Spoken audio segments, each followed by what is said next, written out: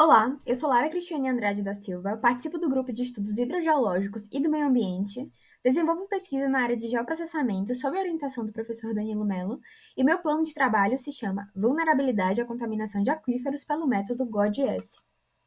E agora vamos falar um pouco mais sobre o método. Bom, mas o que é o GODS? O GODS é um método proposto por Foster e Hirata em 1988 que visa averiguar a vulnerabilidade à contaminação de aquíferos pela análise de 4 variáveis: a geologia, o tipo de aquífero, a profundidade e a pedologia da área. O índice do método vai de 0 a 1, sendo 0 a vulnerabilidade insignificante e 1 a extrema. Na primeira foto, nós temos o livro, divulgado por Foster e Hirata, e na segunda nós temos o sistema GOD.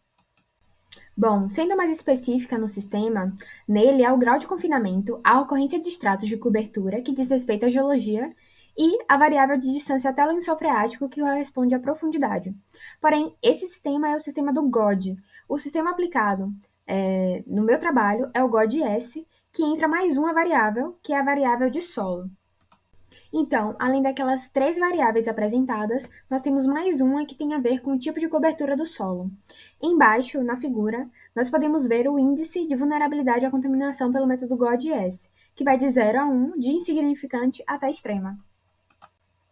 O método foi aplicado na bacia hidrográfica do Rio Joanes, que situa-se na capital do estado da Bahia, em Salvador e região metropolitana.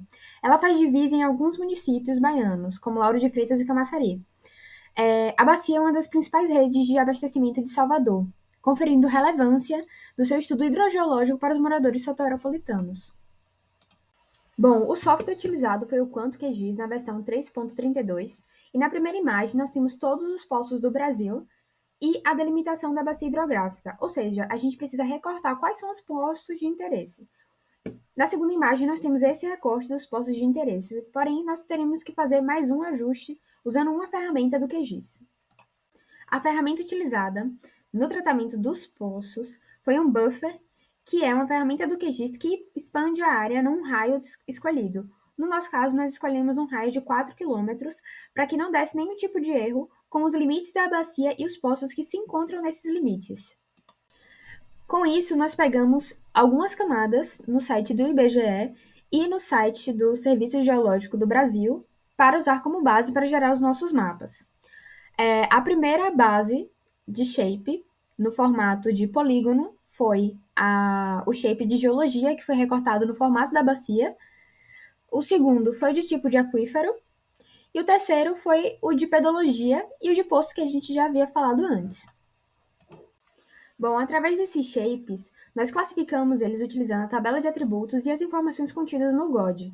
Com isso, nós conseguimos gerar 4 mapas: um mapa de geologia, o segundo de tipo de aquífero, o terceiro de pedologia e o quarto de profundidade, que aparece no próximo slide. Todos esses mapas eles foram multiplicados pela calculadora raster, que é uma ferramenta contida no QGIS, para gerar o mapa final do GOD. Bom, esse é o mapa de profundidade que foi gerado pelo método IDW, e ele tem esse caráter diferente dos demais mapas, mas isso não interfere no nosso mapa final, que sai no limite da bacia. Bom, a partir da interpolação dos 4 mapas, nós conseguimos gerar o nosso mapa final de vulnerabilidade à contaminação de aquíferos na região da bacia hidrográfica do Rio Joanes, e chegamos à conclusão que a sua vulnerabilidade vai de insignificante a baixa entre média, ou seja, não configurando uma bacia que possui riscos à vulnerabilidade à contaminação, com base na sua geologia, pedologia, profundidade e o tipo de aquífero que ela é.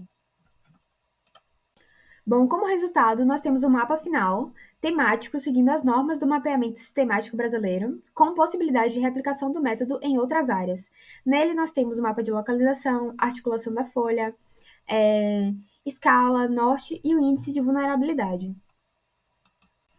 Por fim, nós temos as referências do trabalho, e obrigada!